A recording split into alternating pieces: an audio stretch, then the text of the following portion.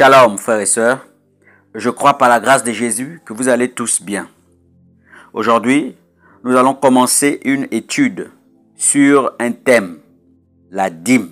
Nous parlerons de la dîme au temps d'Abraham et Jacob, au temps de la loi et au temps de la grâce. Mais qu'est-ce que la dîme?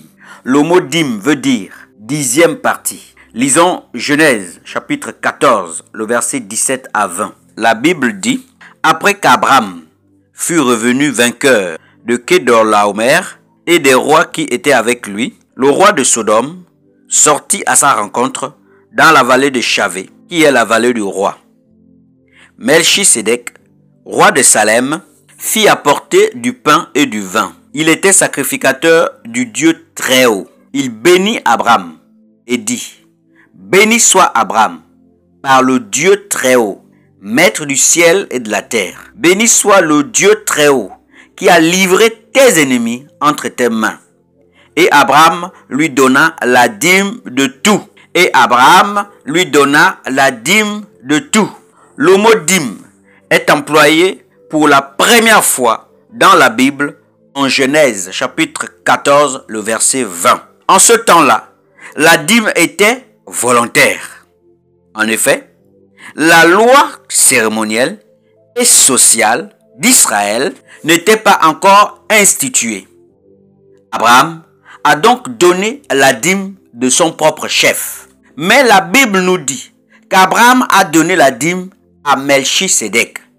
Genèse chapitre 14, le verset 20. Mais qui est Melchisédek? Melchisédek était roi de Salem. Son nom signifie roi de justice.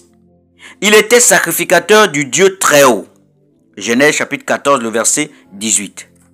Le manque de détails biographiques et généalogiques sur ce roi a permis, selon Hébreux chapitre 7, le verset 3, de le présenter comme une figure de Christ. Lisons maintenant Genèse chapitre 28, le verset 20 à 22. La Bible dit: Jacob fit un vœu en disant: si Dieu est avec moi et me garde pendant ce voyage que je fais, s'il me donne du pain à manger et des habits pour me vêtir, et si je retourne en paix à la maison de mon père, alors l'Éternel sera mon Dieu. Cette pierre que j'ai dressée pour monument sera la maison de Dieu, et je te donnerai la dîme de tout ce que tu me donneras. D'accord? Jacob, en fouillant Ésaü, va s'arrêter à un endroit où il va passer la nuit. Pendant son sommeil, il va avoir un songe.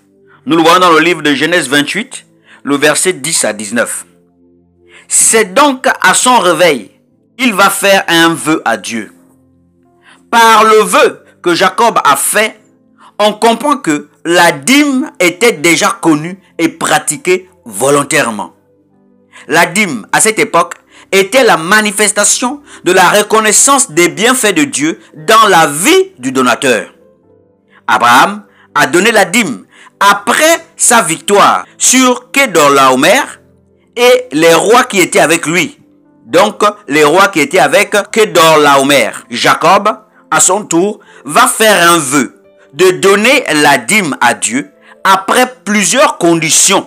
D'accord? Nous le voyons dans le livre de Genèse 28, le verset 20 à 21.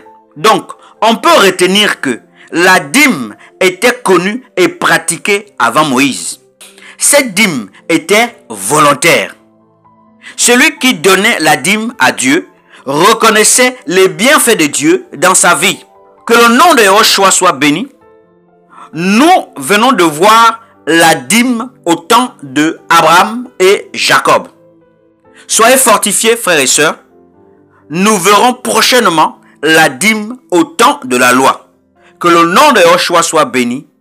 Au nom de Jésus. Amen.